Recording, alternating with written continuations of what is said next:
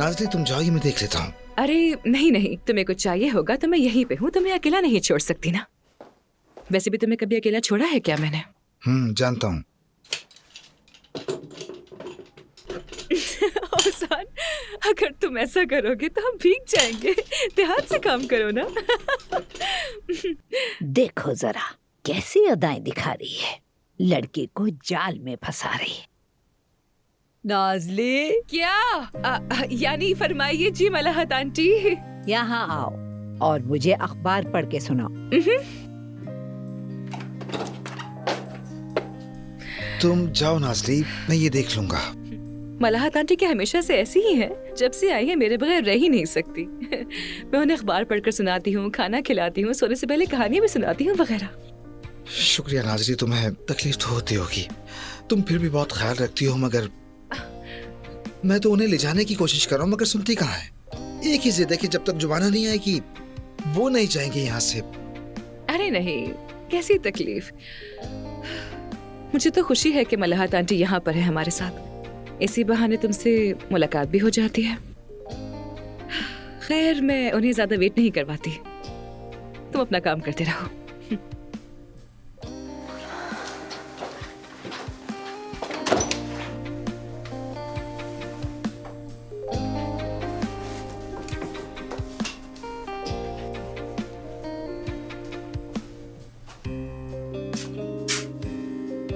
आखिर वो गमला है कहाँ?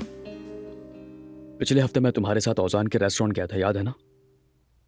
हाँ, बल्कि कमाल नामी आदमी से वहाँ मेरी बात भी हुई थी। लेकिन कोई जवाब नहीं आया। नहीं आया, मगर उसका खालदा आंटी से क्या ताल्लुक है? कल चची को एक नंबर से कॉल आई जिस पर रेस्टोरेंट लिखा था। फिर मैंने सुना कि वो दरवाजे पर एक शख्स से बात कर रही थी जिसका नाम सिनान था, और मुझे शक है ये वही वकील है जिसने औजान को उलझाकर रेस्टोरेंट छोड़ने पर मजबूर किया। और अब उसके मालिक यानी जिसके लिए वो काम करता है वो चची हो सकती है, यानी सिनान बस एक मोहरा है। तुम्हें क्या लगता है वो लोग इस हद तक जा सकते हैं? लेकिन क्यों? आखिर ऐसी हरकत करने की क्या वजह हो सकती है?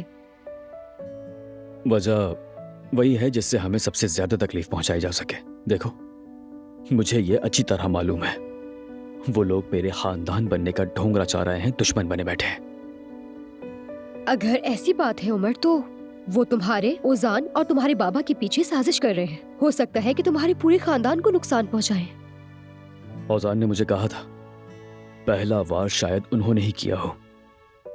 अगर मेरा शक सच निकला तो सबको पता चल जाएगा कि असल दुश्मन कौन है। मैं साबित करके रहूंगा। यानी अगर इस खेल के पीछे महमद और ताईजान है, अम्मी बाबा दोनों को मालूम हो जाएगा कि असल बदकार कौन है। हाँ तो मेरी जूलियट, सुन रही हो ना? सुन रही हूँ। हमारा हीरो इस बार अच्छा प्लान कर रहा है, लेकिन रोमियो की तरह नहीं बल्कि बैटमैन की तरह। दुरुस्त कहा यास्मीन। तो फिर चलो अब काम शुरू करते हैं। हम क्या करने वाले हैं? अब हम अपनी ऑफर दुगनी करेंगे और यकीनन इससे काम हो जाएगा। नहीं, वाकई सच कह रहे हो? इतनी बड़ी रकम सिर्फ इस छोटे से रेस्टोरेंट के लिए? मानता हूं रेस्टोरेंट छोटा जरूर है, मगर मेरे भाई उसी के ख्वाब उससे काफी बड़े हैं। और अगर इसके पीछे चची जान का हाथ है तो ये बहुत अनमोल है।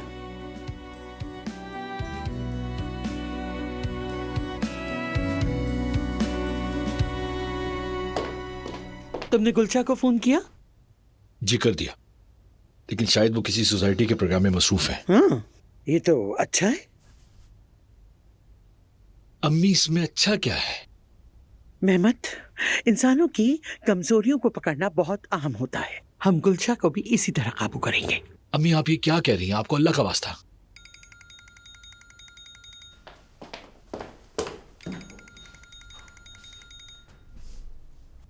हाँ बोलो सिनान। मोहतरमा, अभी कुछ देर पहले वही लोग कॉल कर रहे थे जिन्होंने रेस्टोरेंट के लिए ऑफर दी थी। उन्होंने अपनी ऑफर बढ़ा दी और आपसे मुलाकात करना चाहते हैं। हाँ, कहीं उन्हें खबर तो नहीं होगी इस सब की? नहीं। ये रेस्टोरेंट तो हमारे लिए बहुत बड़ा मसला बन गया। इसे बेचकर जान छुड़ा लेना चाहिए मुझे। तुम फिर फौरन उनकी ऑफर मालूम करो और फिर मुझे फोन करके बता देना। ठीक है मोहतरमा।